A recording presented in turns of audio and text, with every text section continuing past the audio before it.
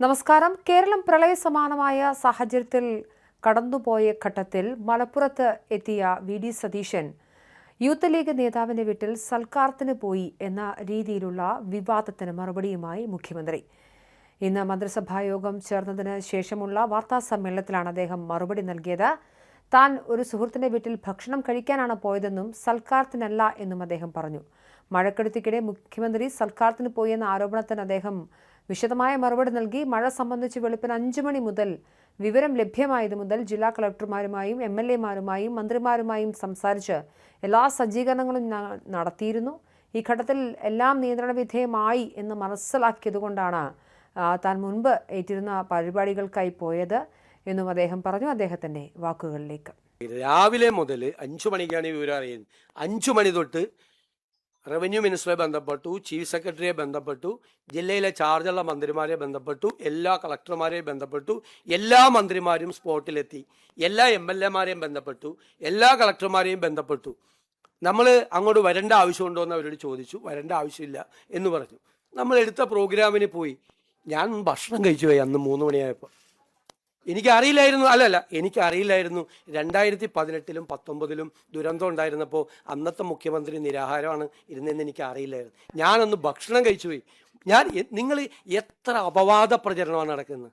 ഞാൻ 3 മണിക്കാണ് ഞാൻ മലപ്പുറത്ത് എത്തുന്നത്, പൊന്നാനിയിലെത്തുന്നത്, സി ഹരിദാസ് സാറിൻ്റെ വീട്ടിൽ. ഞാൻ അപ്പുറത്തെ വീട്ടിൽ എനിക്ക് ഭക്ഷണം അറേഞ്ച് ചെയ്തിട്ടുണ്ടായിരുന്നു, എൻ്റെ ഒരു ഫ്രണ്ടിൻ്റെ വീട്ടിൽ. ഞാൻ ഭക്ഷണം കഴിക്കാൻ പാടില്ലേ? 3 മണിക്കാണ് ഞാൻ ഭക്ഷണം കഴിക്കുന്നത്.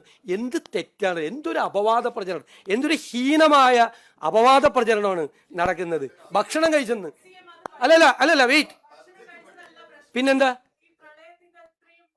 ഞങ്ങൾ ഞാൻ ഭക്ഷണം കഴിക്കുന്ന എങ്ങനെ മാച്ച്, എന്ത് മാച്ചിങ് ആണുള്ളത്? നീലയും കറുപ്പോ?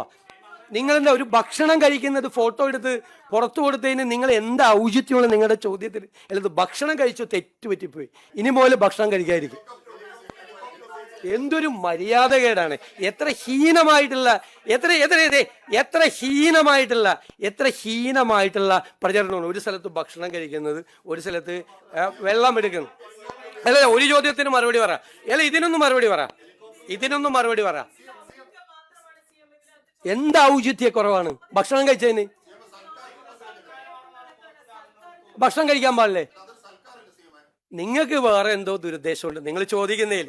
ഞാൻ ഭക്ഷണം കഴിച്ചു പോയി, ക്ഷമിക്കണമെന്ന്.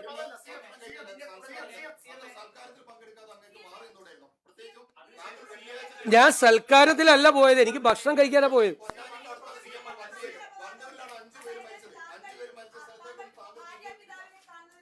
അല്ല, ഇത് കഴിയട്ടെ, ഇതിന്റെ വിഷമം തീർക്കട്ടെ. അതായത് നിങ്ങളൊരു കാര്യം ആലോചിക്കണം. അല്ല, എല്ലാവരും ചോദിച്ചു. ഞാൻ ഗുരുതരമായൊരു തെറ്റ് ചെയ്തു.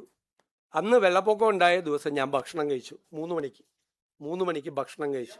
അതാണ് ഞാൻ സംസാരിക്കുന്നതിൻ്റെ ഇടയിൽ പറയരുത്. ഞാൻ സംസാരിക്കുന്നതിൻ്റെ ഇടയിൽ ബഹളം ഉണ്ടാക്കിയത്. 3 മണിക്ക് ഞാൻ ഭക്ഷണം. കേരളത്തിലെ ജനങ്ങളെ വിലയിരുത്തട്ടെ. പിന്നെ നിങ്ങൾക്കറിയാമല്ലോ, മലബാറിൽ ഒരു കാപ്പി കുടിക്കാൻ പോയാലുള്ള സ്ഥിതി.